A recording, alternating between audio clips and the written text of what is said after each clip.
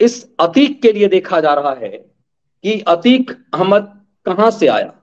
अतीक अहमद क्या बॉलीवुड की उपज है? एक समय सलीम जावेद, जो इस देश में बॉलीवुड का शहंशाह हुआ करता था, उसने जिस तरह से अभिव्यक्ति की आजादी कह लीजिए, एक तरह से जो यंग मैन का बनाया अमिताभ बच्चन को लेकर के, आप देखेंगे 70 के दशक में सलीम जावेद ने जो किया, वही चीज 80 के दशक में शहाबुद्दीन, तस्लीमुद्दीन, अतीक अहमद, ये तमाम लोग जो अ, मुख्तार अंसारी, ये आप ब्रजेश सिंह, ये सब के सब उसी सलीम जावेद के स्क्रिप्ट के उपज हैं। क्या आपको लगता है कि अतीक पैदा करने के लिए इस देश के खिलाफ एक बड़ा षड्यंत्र, इस देश के पूरे डेमोक्रेटिक सिस्टम, इस देश के पूरे सिस्टम को हिला देने के लिए बॉलीवुड ने वहां से षड्यंत्र किया? थोड़ा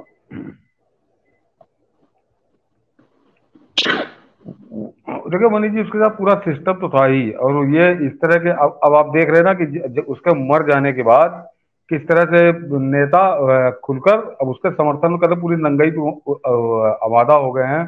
उस पर कोई उनको लाज शर्म हिचक नहीं है। तो सिस्टम तो उसके साथ पूरा था ही, लेकिन आज जो जिस तरह आप इशारा कर रहे हैं कि 70 के दशक में बॉलीवुड में देखिए फिल्में हमारे यहाँ बड़ा सशक्त माध्यम है। अब ईश्वर की कृपा से, अपने कर्मों से आज भी इन लोगों के कुछ कर्म हम लोग बताएंगे कि अब जनता इनके ऊपर थूक नहीं रही है, अपनी जड़ों की तरफ लौट रही है। और उसको जो साउथ की फिल्में पसंद की जा रही हैं, जो देखना चाह रहा है उनको देख रहा है, क्योंकि वो पूरी तरह से भारतीय संस्कृति में रची बसी हैं। वो ईश्वर को गाली नहीं देती।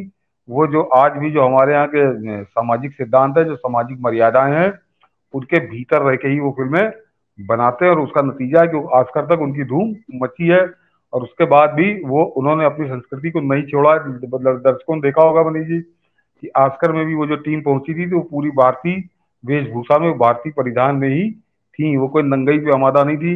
ये दीपिका पादुकोण जरूर अधरंगा गाउन पहन के वहां घूम रही थी। तो वो, लेकिन एक शुरुआत की गई और उसकी बड़ी जद है कि जो एंटी सोशल एलिमेंट था, जिसको असामाजिक तत्व कहा जाता था, जिसको अपराधी कहा जाता था, जिसको गुंडा कहा जाता था, उसको हीरो बनाकर पेश किया जाने लगा। और उसका पूरा श्रेय सलीम जावेद और वो तथाकथित महान नालायक अमिताभ बच्चन, वो वो बना उसका ब्रांड एम्बेसडर। और इसके समझिए शुरुआत के लोग तो 70 से 80 का दशक जो है मनीष जी, कोई पिक्चर उठा के देख लीजिए अमिताभ बच्चन की, या जो उस समय के उभरते, कि वो हमेशा एंटी सोशल था। जो फिल्म का हीरो होता था वो एंटी सोशल, असामाजिक तत्व। और मनीष जी, अमिताभ बच्चन से पहले का जो सुपरस्टार हुआ, या उसका ऐसा सुपरस्टार कोई हुआ ही नहीं।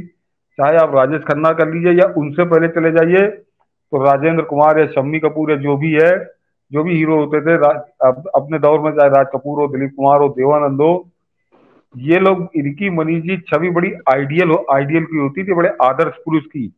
एक समाज में एक अच्छा आदमी कैसा होना चाहिए, वो फिल्मों का नायक हुआ करता था, वो उनका हीरो हुआ करता था।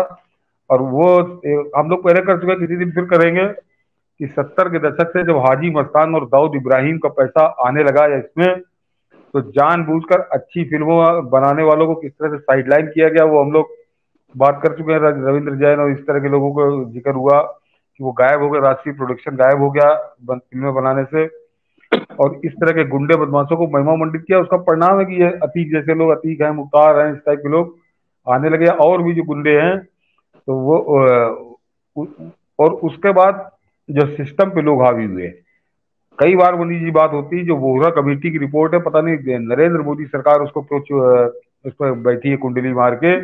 उस रिपोर्ट को सार्वजनिक कर देना चाहिए कि वो एक तरह से पहले वहां पौधे लगाए गए, जो पौधे बढ़ के पेड़ हुए, तो उन पौधों को खाद पानी जो देना था वो राजनीतिज्ञों ने दिया, राजनीतिकों ने पाला उनको। और वो वोहरा कमेटी की जो रिपोर्ट है 1993 की, उसमें सारा पूरा वर्णन है। और उसी का नतीजा है कि अतीक ऐसा राक्षस पैदा हुआ प्रयागराज में, जो इतना बड़ा हो गया था कि जिसके डर से 10-10 जज कोर्ट छोड़ के भाग गए थे। और 11वां जब जज आया था तो उसने अतीक के मन के मुताबिक फैसला दिया था। उसने अतीक के मन के मुताबिक फैसला दिया था। और जरा से भी कानून की जिनको समझ है, जो वकील होंगे हम लोग देख रहे होंगे कि एक जिस समय ये फैसला दिया था उस समय अतीक के ऊपर सबसे ज्यादा मुकदमे दर्ज थे। दर्ज। तो समझिए 100 मुकदमे जिसके ऊपर दर्ज थे उसको जज साहब ने बैठ के दे दी थी ये जमानत। ये high court, Allahabad high court की स्थिति है। उस इलाहाबाद हाई कोर्ट से 10 जज तो कोर्ट छोड़ के भाग गए थे कि इसका मुकदमा मैं नहीं सुन पाऊंगा। तो ये इस तरह के राक्षस पैदा हुए जिसका बीजारोपण 70 में हुआ था मनीष। बिल्कुल, और ये इसीलिए ये नायक बनते चले गए, सामान्य मान बन गए। और मैं अभी कुछ देख रहा था आतिक कि अब पूरे वीडियो जो है ना कि कुंडली खंगाली जा रही है।